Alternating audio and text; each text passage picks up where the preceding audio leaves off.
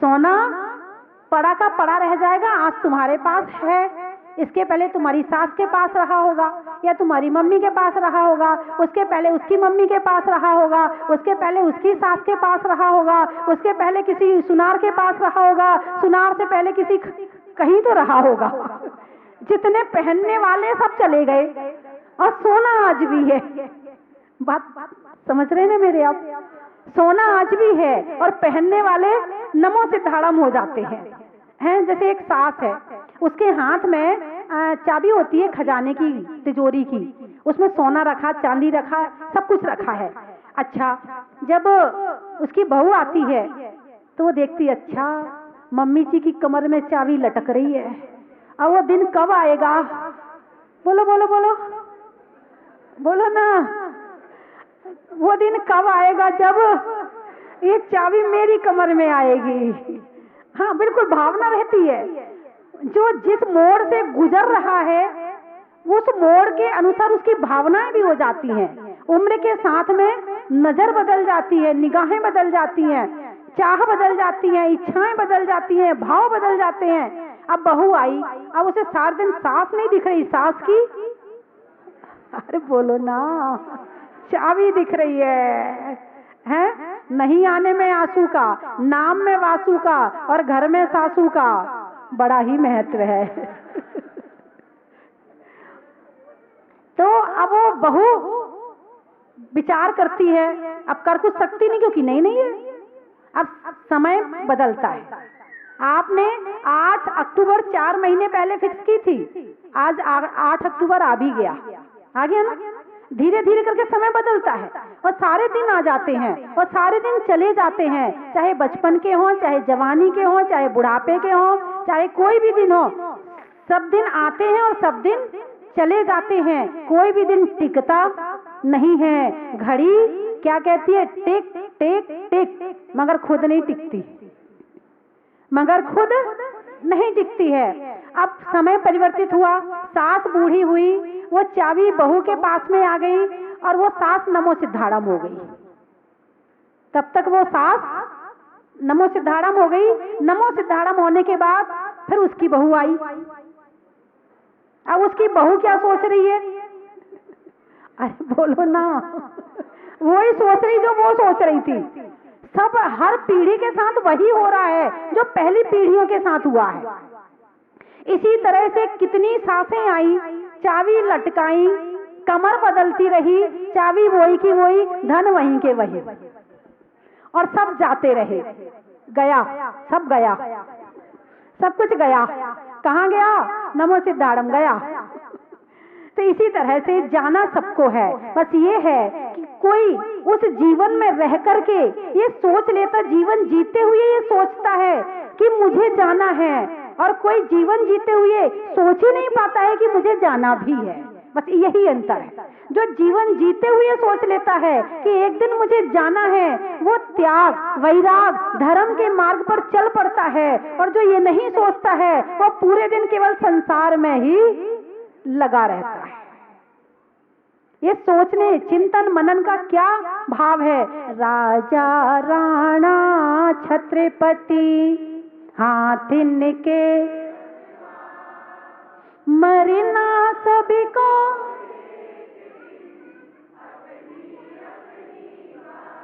सच बताओ, अंदर से बोली ऊपर से बोली, झूठ नहीं बोलना, पता चल जाएगा भी। अंदर से बोलना बड़ा कठिन है। ये मोह ऐसा चिपका पड़ा है, ये नहीं बोलने देता है। इसको जागृत करना पड़ेगा, अपनी आत्मा को जागृत करना पड़ेगा। जब तक इसको जागृत होने, इस लड़की को बिठा के रखो। कौन है? किसकी लड़की है? इसको अपने पास बिठाओ। हाँ, किनकी बच्ची है ये? गुड़िया, अपनी मम्मी के पास जाओ, जाओ बेटे जाओ। कहाँ तुम्हारी मम्मी? जल्दी दौड़ के पहुंचो, मैं देख लूंगी वहीं। नहीं, वहीं नहीं बैठवाने। अम्मा जी आप क्यों डिस्टर्ब करें, जाने दो उसकी मम्मी के पास, उसको जाने दो। दादी को बहुत प्यार होता अपने पोते पोतियों से, वो मम्मी तक पहुंचने नहीं देती है। हाँ, तो अपनी बात क्या चल रही थी? राजा राणा छत्रपति एक सेठ जी थे। वो किसी काम से जंगल में गए, मुनिराज का प्रवचन चल रहा था, तो मुनिराज का प्रवचन इसी विषय पर चल रहा था। तो महाराज ने कहा, भाई ऐसा है कि आप ये 12 भावना भाया करो। बोले ठीक है महाराज, भाऊंगा। बोले द्रव्य संग्रह भी पढ़ लेना। एक द्रव्य संग्रह नाम की किताब है, उसमें 58 गाथाएं हैं, आचार्य सिद्धांत चक्रवर्ती नैमिचंद जी की लिखी हुई है, जो पुराने वाले आचार्य जी जिन्होंने गोमतेश्वर के बाहुबली का पंच कल्याणक कराया था, उनकी लिखी हुई है। उन्होंने कहा द्रव्य संग्रह का द्रव्य 6 द्रव्य होते हैं, तो उन 6 द्रव्यों का वर्णन उसमें है, उसका स्वाध्याय कर लिया करो। अब उसने वो तो समझा नहीं। महाराज ने कहा द्रव्य संग्रह कर लेना। हाँ स्वाध्याय कर लूंगा। हर आदमी अपने हिसाब से अर्थ निकालता है। अब घर गया वो, कुछ दिनों के बाद लौटा तो सेठ से महाराज ने पूछा, सेठ जी आपका वो 12 भावना चल रही? बोले महाराज बड़ी अच्छी तरह से चल रही है। बोले क्या चल रही है? बोले आपकी जो वो 12 भावना में पहला वाला 2 है ना, सबसे अच्छा है। बोले क्या अच्छा लगा? बोले उसमें ये लिखा है, राजा राणा छत्रपति हाथिन के असवार मरना सबको एक दिन अपनी अपनी बार। राजा भी मरेगा, राणा भी जाएगा, छत्रपति भी जाएगा, हाथी में बैठने वाला भी जाएगा, घोड़े में बैठने वाला भी जाएगा। ये नहीं लिखा कि गाड़ी में बैठने वाला भी जाएगा। ये सबसे अच्छा लगा मुझे उसमें। कैसे अर्थ निकाला अपनी तरह से है। अच्छा दूसरी बात ये है, बोले भाई साहब, बोले आपका द्रव्य संग्रह चल रहा है? महाराज बड़े जोर शोर से, बड़े लंबे चौड़े तौर में चल रहा है। तो बोले लंबे चौड़े का क्या मतलब होता है? वो तो 58 गाथाएं तो 58 ही होंगी। अरे महाराज कौन सा द्रव्य संग्रह की बात कर रहे हैं? मैं धन की बात कर रहा हूँ, धन की। बड़ा मुश्किल है समझाना। मोह इतना जुड़ा होता है कि इस तरफ मुड़ने में बहुत मेहनत, बहुत प्रयास लगता है। जैसे 2 चुंबक जब चिपक जाती है तो जितनी मेहनत उन दोनों चुंबक को निकालने में लगती है, इससे कहीं ज्यादा मेहनत हमें मोह को छुड़ाने में लगती है, हमें धर्म से जुड़ने में लगती है। संस्कार ना हो पूजा करने के, संस्कार ना हो अभिषेक करने के, बड़ा मुश्किल पड़ता है। जिनके संस्कार बचपन से पड़ गए बड़ी अच्छी बात है, लेकिन जिनके नहीं पड़े हैं वो धोती पहनने तैयार नहीं होता है, शर्म आती है, संकोच होता है। अभिषेक कभी ऐसे लोग आते हैं कि 73 साल के हो गए और आज तक उन्होंने कभी अभिषेक भी नहीं किया भगवान का। ऐसे लोग आते हैं यहाँ पर। मैं कहती भाई साहब, उनसे मैं ये नहीं कहती हूँ कि आप जो है अभिषेक कर लो ना। भाई साहब आपके जेब में मोबाइल है? हाँ है। अपनी श्रीमती जी को दे दो। अच्छा दे दिया। पैसे हैं? हाँ। अपनी श्रीमती जी, जाओ कपड़े बदल के आओ। अब बेचारा मना थोड़ी करेगा, चला जाता है चुपचाप। कहता माता जी बहुत बहुत धन्यवाद, आपने आज अभिषेक करवा दिया, नहीं तो मेरे तो संस्कार ही नहीं है कि मैं अभिषेक कर लेता। धर्म स्नेही बंधुओं, चर्चा मृत्यु की चल रही है। जो जन्मा है वो मरेगा। जीवन में कुछ मिले ना मिले, कोई मिले ना मिले, मगर मृत्यु जरूर मिलेगी। कोई अमर होकर नहीं आया है। यहां पास में एक अमरवासी गांव है, लेकिन वहां के लोग भी मरते हैं। गांव का नाम है अमरवासी। अमरवासी, अमर नाम रखने से हम अमर नहीं हो जाते हैं। अमर होने के लिए तपस्या करनी पड़ेगी, त्याग करना पड़ेगा, कर्मों को तोड़ना पड़ेगा, तब कहीं जाकर जब मोक्ष जाएंगे तब हम अमर होंगे। उसके पहले अमर नहीं होंगे। जो स्वर्ग के देवता होते हैं वो कई अरबों खरबों की आयु वाले होते हैं, बहुत लंबी उम्र होती है। तो किसी अपेक्षा से देवताओं को अमर बोल दिया जाता है। भक्त अमर, भक्त अमर, समझ में आया ना? भक्त अमर, अमर कौन? भक्त देवता। किसी अपेक्षा, पूर्ण के उससे नहीं है, किसी अपेक्षा से, लंबी उम्र के कारण से। जो आया है वो जाएगा। ये भूल जाना कि हम अमर रहेंगे, याद रखना कि हमें जाना भी है। जब आप शिखर जी जाते हो या तिजारा जाते हो या महावीर जी जाते हो या जहाजपुर आते हो, तो यहाँ पर यदि थोड़ी सी सुविधा ना मिले तो आप क्या कहते, अरे एक रात ही तो निकालना है, चलो कोई बात नहीं, नहीं मिला तो कोई बात नहीं, ऐसे कहते कि नहीं कहते? और घर में कोई परेशानी हो जाए, अरे हमें रहना यही है, कैसे हम बर्दाश्त कर लें? अरे वहाँ भी नहीं रहना है, वहाँ भी सोचो, यहाँ सोचे कि एक रात निकालना है और वहाँ ये सोचो 60-70 साल ही तो रहना है, ज़्यादा से ज़्यादा 80-90 साल रहना, फिर कौन सा साथ लेके जाएंगे? नहीं मिला ना, कोई बात नहीं है, वहाँ भी यही सोचा करो। यदि नहीं सोचते हैं, नहीं सोचने के कारण ही रावण पैदा हुआ। राम भी निर्वाण को प्राप्त हुए, राम ने भी शरीर छोड़ा और रावण की भी मृत्यु हुई। दोनों इस संसार में नहीं है, दोनों का नाम आज है, दोनों का नाम आज है और दोनों संसार में नहीं है। एक की राम नवमी मनाई जाती है, जन्म महोत्सव मनाया जाता है, और एक का दशहरा मनाया जाता है। आने वाला है ना दशहरा, दशमी के दिन हारा था दशहरा, दशमी के दिन हारा था इसलिए दशहरा, या दसमुख वाला हार गया था इसलिए दशहरा। एक तरफ इसका दूसरा नाम और है विजयादशमी। दशहरा को विजयादशमी भी कहते हैं। विजयादशमी का मतलब है कि दशमी के दिन राम ने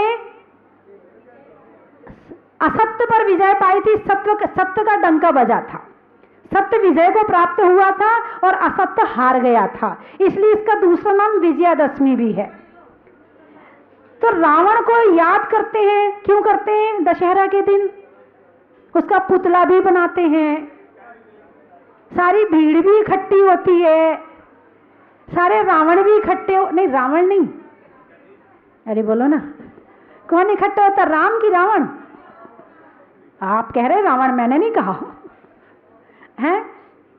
घर घर लंका घर घर रावण, घर घर लंका घर घर रावण, इनमें राम कहां से लाए? और घर घर कंस पैदा हो गए, अब घनश्याम कहां से आए? घर घर कंस पैदा हो गए, अब घनश्याम कहां से आए? तो घर घर रावण घर घर लंका, हर घर रावण और हर घर में लंका। तो रावण को जलाते हैं दशहरा के दिन। क्यों जलाते हैं? ओहो, इसने ऐसा बुरा काम किया, ऐसा बुरा काम किया, इसने सीता का हरण किया था, इसने राम की पत्नी सीता का हरण किया था, इसने बहुत खराब काम किया है, इसीलिए इस रावण को जला दो। इसीलिए दशहरा के दिन याद किया जाता है, हर साल याद किया जाता है, हजारों वर्षों से याद किया जाता है। और किसी को तो भूल जाओगे मगर रावण को नहीं भूल सकते हो। जलाने का काम में जरूर करोगे और उसे जलाया जाता है। उसे शिक्षा मिलती है कि रावण ने जो काम किया था वो काम तुम्हें नहीं करना है। दशहरा से क्या शिक्षा मिलती है कि जो काम रावण ने किया था वो काम हमें नहीं करना है, जो काम शूर्पणखा ने किया था वो काम हमें नहीं करना है। आज के समय में किसी का नाम रावण नहीं रखा जाता है। सीता नाम की बहुत मिल जाएंगी मगर शूर्पणखा नाम की कितनी मिलेंगी?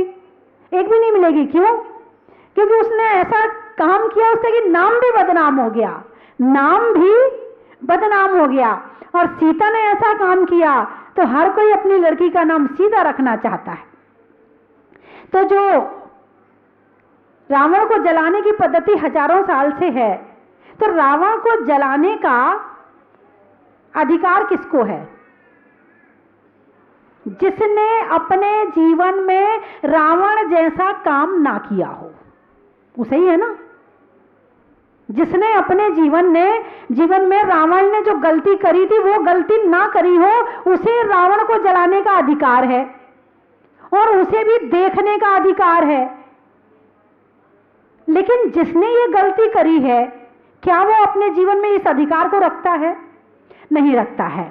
तो जितने लोग रावण को जलाने चाहते हैं, क्या उन्होंने जीवन में इस तरह की कोई गलती नहीं करी? कोई बता सकता है कि इसने अपने जीवन में ऐसी गलती कभी नहीं करी? किसी स्त्री पर कभी बुरी नजर ना डाली हो, किसी स्त्री को देखकर उसके भाव खराब ना हुए हो, किसी स्त्री के साथ उसने गलत काम ना किया हो? क्या कोई ऐसा है एक आध राम यहाँ पर जो रावण को जलाने का अधिकार रखता हो? नहीं है। इसका मतलब काम किया है। तो जो काम रावण ने किया वही काम तुमने किया, तो तुम्हारा नाम भी क्या हो गया? अरे बोलो ना, डरते क्यों हो? रावण हो गया। अब रावण बन गए, अब रावण को जलाना चाहिए क्या? अरे बोलो ना, नहीं जलाना चाहिए ना। रावण को जला के अब उसने भी वही काम किया, तो उसका मित्र हो गया। क्या हो गया? जो काम रावण ने किया वही काम तुम कर रहे थे, दोनों क्या हो गए? मित्र हो गए। अब मित्र को जला सकता है क्या? नहीं जला सकता है। पहले तौलो अपने आप में, पहले सोचो अपने आप में, क्या हमने अपने जीवन में ऐसा काम किया?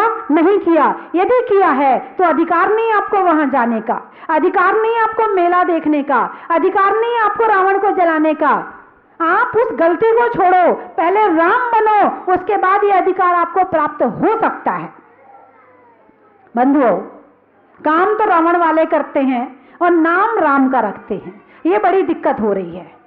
नाम तो है राम और काम है, अरे बोलो ना, रावण के। यहां दिक्कत पैदा हो जाती है। नाम रावण है, काम रावण है, चल जाएगा, मगर नाम राम का है, काम रावण के हैं, नहीं चलेगा। पहली बात। दूसरी बात, जैन धर्म में हिंसा, कागज के अंदर जो फोटो बनी है उसको जलाने में भी पाप लगता है। जो मिट्टी की गुड़िया है उसको तोड़ने में भी पाप लगता है। जो आप लोग कपड़े पहनते हैं, कपड़े में भी जानवर के, मनुष्य के चित्र नहीं होने चाहिए, ऐसे कपड़े पहनना चाहिए। और यदि आप उस तरह के कपड़े पहनते हैं तो उसमें भी दोष लगता है हिंसा का। जहां इतनी बारीकी से हिंसा बता दी हो, वहां रावण जैसे महापुरुष को जलाना तो महापाप है। सोचना भी पाप है, मन में विचार करना भी पाप है। फिर तो जलाते हैं और जाकर लोग ताली पीटते हैं और उसकी अनुमोदना करते हैं। ये महान हिंसा का काम हो रहा है। ना तो जलाना चाहिए और ना देखने के लिए जाना चाहिए, देखने में भी पाप लगता है। कृत कारित अनुमोदना, ना अनुमोदना करने, चलो क्या करें, बच्चे मान नहीं रहे ना इसलिए दिखा लाते, नहीं, तुम बच्चों को भी पाप सिखा रहे हो कि देखो बेटा, हिंसा का पाप ऐसे कमाया जाता है। एक साथ एक्सीडेंट होते हैं, कैसे होते हैं? रावण को जलाया, सबने ताली पीट दी। हो सकता है कि कभी किसी समय में वो जीव इकट्ठे एक ट्रेन में बैठे हो, एक बस में बैठे हो और एक्सीडेंट हो जाए, एक साथ चले जाए। हिंसा की अनुमोदना का, ये सामूहिक अनुमोदना का ये फल है।